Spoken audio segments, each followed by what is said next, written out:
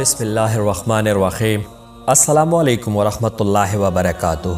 معزز دوستو، ہم امید کرتے ہیں کہ آپ خیر و عافیت سے ہوں گے۔ ہماری دعا ہے کہ اللہ تعالیٰ آپ کو اپنی حفظ و امان میں رکھے، آمین۔ فتح مکہ اور حضور صلی اللہ علیہ وسلم کی شان رحمت۔ مکہ کے کافر لوگوں نے رحمت دو عالم صلی اللہ علیہ وسلم سے وعدہ کیا تھا کہ ہم 10 برس تک لڑائی فساد نہیں کریں گے اور نہ کسی مسلمان کو ستائیں گے، مگر وہ وعدہ کو پورا نہ کر سکے اور مسلمانوں کو ستانے لگے۔ آپ صلی اللہ علیہ وسلم نے یہ حال دیکھ کر ارادہ کیا کہ یہ بے ایمان لوگ نہ آرام سے رہیں گے اور نہ آرام سے رہنے دیں گے۔ یہ فساد سے باز نہیں آتے، اب جنگ کے سوا کوئی علاج نہیں، اور ان پر ایسی وقت چڑھائی کی جائے کہ ان کو پتہ نہ چلے۔ حضرت خاطب رضی اللہ تعالیٰ عنہ ایک صحابی تھے، ان کی بال بچے مکہ میں تھے۔ انہوں نے اپنے بچوں کے خیال سے کہ وہ لوگ میرے بچوں کو نہ ستائے، آپ صلی اللہ علیہ وسلم کے اس ارادے کو لکھ کر ایک عورت کو دیا کہ یہ خط تو مکہ کے لوگوں کو پہنچا دے۔ وہ عورت خط لے کر روانہ ہوئی۔ اللہ تعالیٰ نے آپ صلی اللہ علیہ وسلم کو اس حال کی خبر دی۔ آپ صلی اللہ علیہ وسلم نے حضرت علی رضی اللہ تعالیٰ عنہ اور حضرت زبیر رضی اللہ تعالیٰ عنہ اور حضرت مقداد رضی اللہ تعالیٰ عنہ کو بھیجا کہ اس عورت کو پکڑ لاؤ۔ انہوں نے اس کو جا کر پکڑ لیا اور اس سے خط مانگا۔ اس نے کہا میرے پاس کوئی خط نہیں۔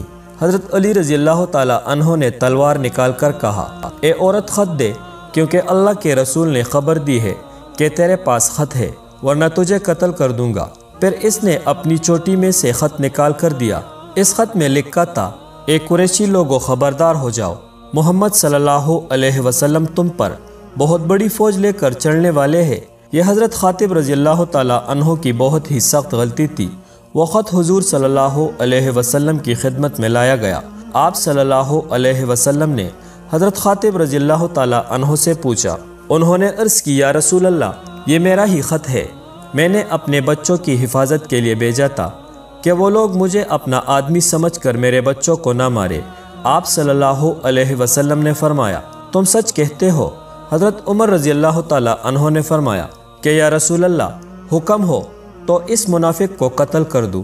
رحمت عالم صلی اللہ علیہ وسلم نے ارشاد فرمایا کہ اے عمر، تم نہیں جانتے کہ یہ جنگ بدر میں شریک تھے اور بدر کی لڑائی میں شریک ہونے والوں کا بہت بڑا رتبہ ہے۔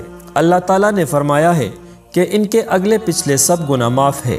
حضرت عمر رضی اللہ تعالیٰ عنہ یہ رتبہ معلوم کر کے رو پڑے اور فرمایا، بے شک اللہ و رسول بڑے قدردان ہے اور بڑے معاف کرنے والے ہیں۔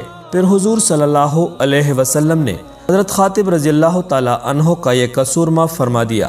الحاصل مکہ شریف کے لوگوں نے مسلمانوں کو چین سے نہ رہنے دیا، تو ان حضرت صلی اللہ علیہ وسلم نے اللہ تعالیٰ کے حکم سے 12,000 مجاہدوں کو ساتھ لیا اور مکہ پر ایسے وقت جا چڑھے کہ ان لوگوں کو پتہ بھی نہ چلا، اور مسلمان بہادروں نے ہر طرف سے شہر کو گھیر لیا۔ اور آپ صلی اللہ علیہ وسلم نے اعلان کر دیا کہ جو کعبہ میں داخل ہو یا اپنے گھر کا دروازہ بند کر لے اور ہتھیار ڈال دے یا ابو سفیان کے گھر چلا جائے، اس کو امن ہے۔ اور مسلمان فدائیوں سے فرمایا کہ جو تم سے لڑے اس سے لڑو، تم لڑنے اور مارنے میں پہل نہ کرنا۔ ابو جہل کے بیٹے اکرمہ نے اور اس کے ساتھیوں نے ایک طرف سے مقابلہ کیا، اس طرف حضرت خالد بن ولید مسلمان بہادروں کو لیے کھڑے تھے۔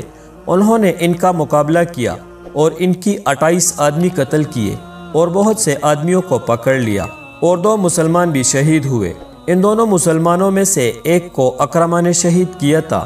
حضور صلی اللہ علیہ وسلم یہ خبر سن کر ہنسنے لگے۔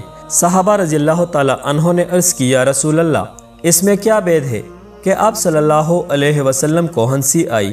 اللہ تعالیٰ آپ صلی اللہ علیہ وسلم کو ہنساتا ہی رکھے۔ آپ صلی اللہ علیہ وسلم نے فرمایا کہ اکرمہ کو اور جس کو اس نے شہید کیا ہے، میں نے دونوں کو جنت میں دیکھا ہے۔ سب حیران ہو گئے کہ اکرمہ تو کافر ہے، پھر یہ جنت میں کیسے جائے گا؟ خدا کی قدرت، اکرمہ آپ صلی اللہ علیہ وسلم کے فرمانے کے مطابق مسلمان ہو گئے۔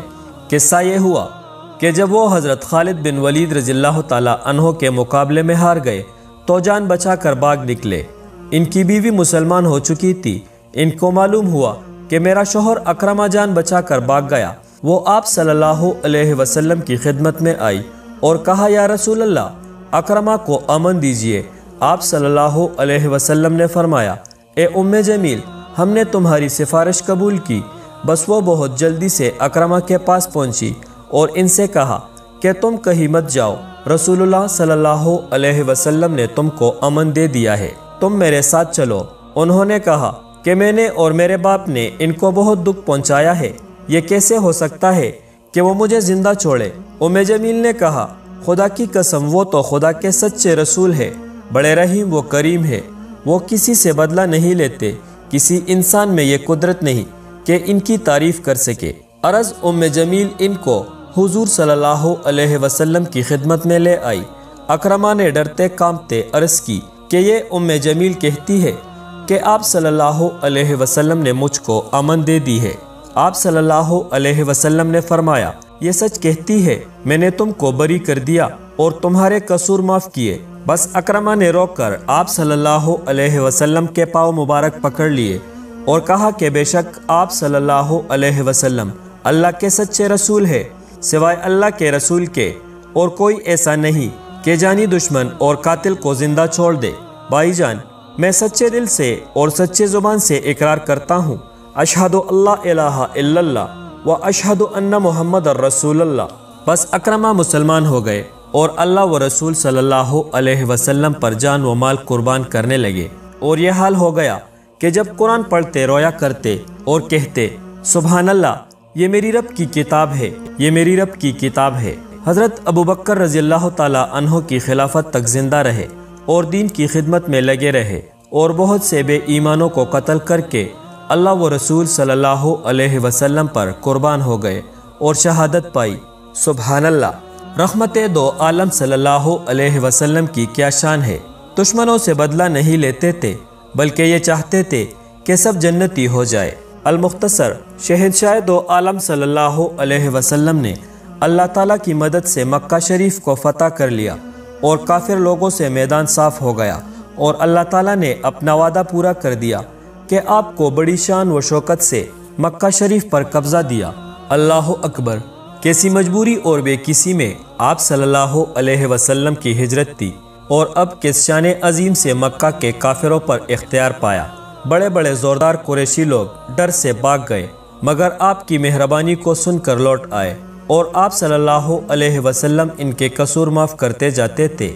اس وقت آپ کی شان رحمت کا عجیب ظہور تھا کہ آپ صلی اللہ علیہ وسلم مسند سلطنت پر جلوہ افروز ہے، اور آپ صلی اللہ علیہ وسلم کی کچہری میں وہ جانی دشمن بندے کھڑے ہیں کہ جنہوں نے 13 سال آپ کو دکھ دیا اور آپ کے دوستوں کو شہید کیا اور وطن سے نکالا۔ آج وہ سب کے سب آپ کے قبضے میں ہے اور ان سے بدلہ لینے پر اور سزا دینے پر پورا اختیار ہے۔ بس زبان ہلا دینے کی دیر ہے کہ دنیا سے ان کا نام و نشان مٹ جاتا، مگر آپ صلی اللہ علیہ وسلم نے رحمت للعالمین ہونے کا جلوہ دکھایا اور نور نبوت سے پہچانا کہ مسلمان ہو جائیں گے، جنتی بن جائیں گے، کیونکہ آپ صلی اللہ علیہ وسلم کی عرض یہی تھی کہ یہ خدا کے بن جائے، خدا کے عذابوں سے بچ جائے۔ الحاصل وہ سب کے سب سامنے بندے کھڑے ہیں اور تر تر کانپ رہے ہیں، اور یہ ڈر چڑھا ہوا ہے کہ اب ذرا سی دیر میں ہم دنیا سے ختم ہو جائیں گے اور اپنے ظلموں کی ضرور سزا پائیں گے۔ لیکن محسن اعظم صلی اللہ علیہ وسلم نے ایک درد بری، میٹھی اور نرم آواز سے فرمایا کہ تم لوگ مجھ سے کسی رحم یا سلوک کی کچھ امید رکھتے ہو؟